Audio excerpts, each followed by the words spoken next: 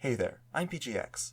So a while ago, I was involved in an online discussion about Spike. The main question I remember talking about was basically, has Spike had any growth? Since then, I've come to a conclusive answer. Well, of course Spike's grown. He's grown twice!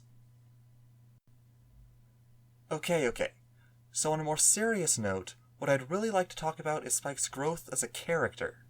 It seems to me that it's not really a hard argument to make that Spike has had little or no character growth. Just look at the way the writers treat him.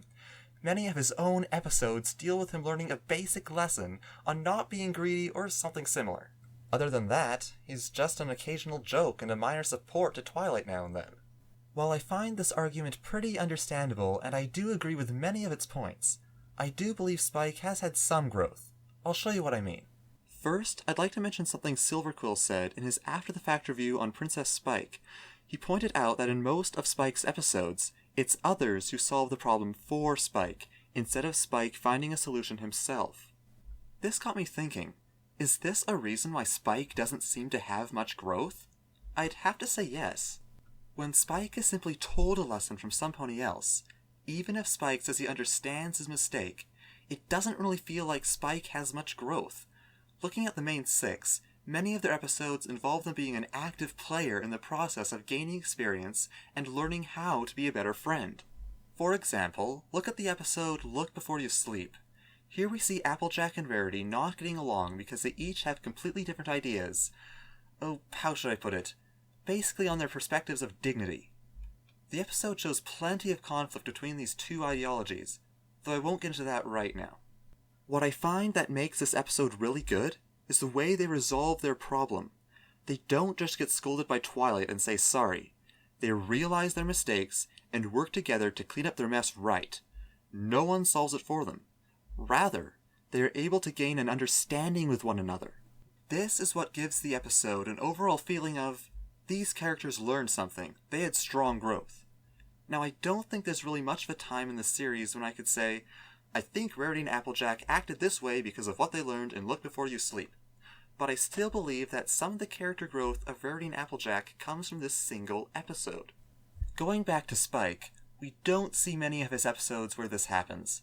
Instead, we just get lots of episodes where the end feeling is just, oh yeah, Spike was just told off and Twilight cleaned up his mess. Again.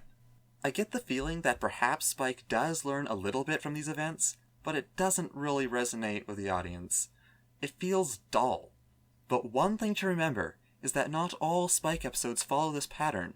One of my favorite Spike episodes happens to be Dragon Quest. In this episode, we see Spike have to make a lot of his own decisions. He's trying to find self-fulfillment, and he makes a lot of hard choices. He wants to feel like he's a true dragon, but it's a lot harder for him than he expected. What I really love about this episode is that even after Spike finally starts to feel like he's found his place, he still finds the strength to make the right choice when one of his core values is threatened. This was clearly not easy. At this point, Spike had no idea that Twilight, Rarity, and Rainbow Dash were right there behind him. He had to make this crucial choice completely alone. Even with all this pressure, he stuck to what he knew was right. Now that is something I can admire. This episode just gave me a feeling of Spike did something right. Spike did something hard. Not only did this choice help Spike realize who he is, it gives me a greater respect for Spike. There is so much to learn from Spike here. There will always be a time when peer pressure or some other circumstance will try to make us go against our values.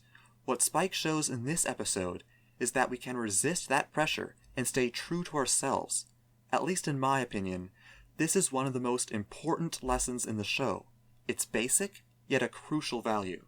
If Spike had more episodes like these, yet still didn't act too much differently than he does now when he's out of the spotlight, I think he might have a better reputation. Also, something else I'd like to point out. Another reason that Spike doesn't seem to grow much is because a lot of his episodes have something to do with him being greedy. It's this repetitive lesson that I think we've all noticed. I actually don't find this all too different from many of Fluttershy's episodes, though.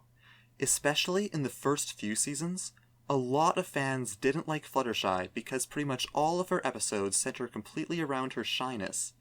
The thing is, I don't actually find this unrealistic. I can relate a lot to Fluttershy in that I've struggled with shyness and being socially awkward for as long as I can remember. This problem would majorly affect me in almost everything I did outside of my house. I would always be really quiet and avoid conversation. I would often zone out and just switch to my own thoughts. When I finally wanted to try to make friends, I found I just couldn't seem to talk to people.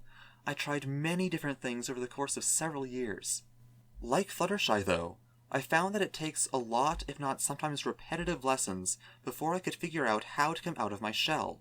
It's not a problem that will just go away with a bit of hard work. It's a constant and persistent issue. This seems to be what happened with Fluttershy.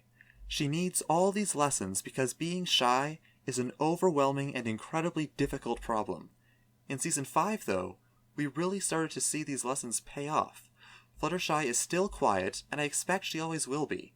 The main thing is that she's more confident in herself and can deal with her weaknesses a lot better than she could before. Okay, so I didn't mean to go too much into a review about Fluttershy, but I think this might parallel with what Spike's going through. As a dragon, greed will always be his greatest weakness. This means that he will constantly have to be dealing with these issues. It's not just a one-day learn his lesson and never do it again. It is rather a long and difficult process. I do believe, though, that Spike could have grown a lot more by now. It's just that so many of his episodes are wasted with others solving his problems for him. I think that if Spike started showing that he could figure out his own mistakes, he would have a lot more overall growth. So looking at all this, I would have to say that I believe that Spike has grown, just not nearly as much as the other main characters. I do believe that Spike could start doing a lot better, though.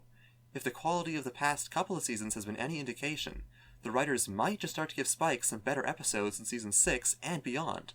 Season 5 has already given me a lot of surprises, and I expect Season 6 will be even better.